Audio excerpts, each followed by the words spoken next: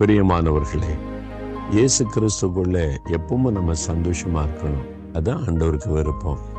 நீங்க சந்தோஷமா இருக்கிறீங்களா? ஆண்டவர் நமக்கு நிறைய வாக்கு தத்தம் தர்றாரு. இன்னைக்கு கூட ஒரு வாக்கு என்ன கொடுக்கிறாருன்னா, யாத்திராகமம் 34 24 உங்கள் எல்லைகளை விஸ்தாரமாக்குவேன் அப்படின்னு ஆண்டவர் சொன்னார். என்னங்க, நான் படிச்சுக்கிட்டு இருக்கிறேன், எனக்கு எங்க எல்லை இருக்கு? உங்க ஞானத்தின் எல்லையை விஸ்தாரமாக்குவார். ஞாபக சக்தியின் எல்லையை விஸ்தாரமாக்குவார். உங்களுடைய ஆவிக்குரிய வாழ்க்கையின் எல்லையை விஸ்தாரமாக்குவார். நீ இன்னும் அதிகமாய் ஜெபிக்கவும், கர்த்தருக்குள்ள இன்னும் மகிழ்ச்சியா இருக்கவும், உங்களுக்கு படிப்புக்கு ஞானம் தேவையில்லை, அதோடைய எல்லையை விஸ்தாரமாக்குவார். அதிக ஞானம் தருவார், அதிக ஞாபக சக்தி தருவார். ஆண்டவர் எப்பவுமே நம்மை விஸ்தாரமாக்க விரும்புகிறார். வேலை செய்றீங்களா?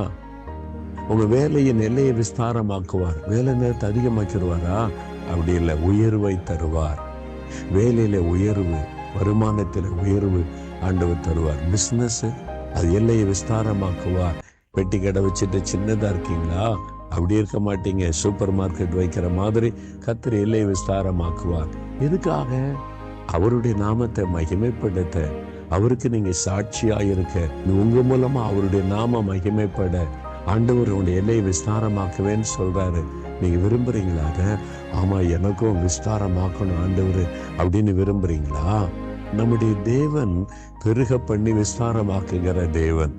உங்க வாழ்க்கையில கூட ஆவிக்குரிய வாழ்க்கை அபிஷேகத்தின் எல்லை விஸ்தாரமாக்குவார். ஜெபம் முன்னால 1 மணி நேரம் ஜெபிச்சிங்கன்னா 1.5 மணி நேரம் ஜெபிப்பீங்க. ஜெபத்தின் நிலையை விஸ்தாரமாக்குவார். அதனால ஆவிக்குரிய வாழ்க்கையிலும் உலக வாழ்க்கையிலையும் ஞானத்திலும் நீங்க விஸ்தாரமாக்கப்படுவீங்க. விசுவாசிக்கிறீங்களா? ஆண்டவரே, அந்த ஆசீர்வாதத்தை எனக்கும் தாங்க, என் வாழ்க்கையில எல்லாத்தையும் விஸ்தாரமாக்குங்க நீ கேட்கிறீங்களா? தகப்பனே, நீர் எங்களுடைய எல்லைகளை விஸ்தாரமாக்குகிற தேவன். அருமையான உம்முடைய பிள்ளைகளுடைய ஆவிக்குரிய வாழ்க்கையின் எல்லைகள் விஸ்தாரமாகட்டும். இன்னும் அதிகமாக ஜெபிக்கட்டும், இன்னும் அதிகமாக உபவாசிக்கட்டும், இன்னும் அதிகமாக சுவிசேஷத்தை அறிவிக்கட்டும், இன்னும் அதிகமான ஆத்மா பாரம் கொடுங்க. ஞானத்தின் எல்லையை விஸ்தாரமாக்குங்க. படிக்கிற எங்க பிள்ளைகளுக்கு என்ன நல்ல ஞானம், ஞாபக சக்தியை கொடுங்க. பிசினஸை ஆசீர்வதித்து எல்லையை விஸ்தாரமாக்குங்க. ஆண்டவரே, வருமானத்தை பெருக பண்ணும்படி ஆண்டவரே, தொழிலின் எல்லைகளை விஸ்தாரமாக்கி கொடுங்க. ஊழியத்தின் எல்லைகளை விஸ்தாரமாக்குங்க. இன்றைக்கு அவங்க வாழ்க்கையில ஒரு அற்புதம் நடக்கணும். நீர் விஸ்தாரமாக்கி ஆசீர்வதித்து மகிழ பண்ணணும்.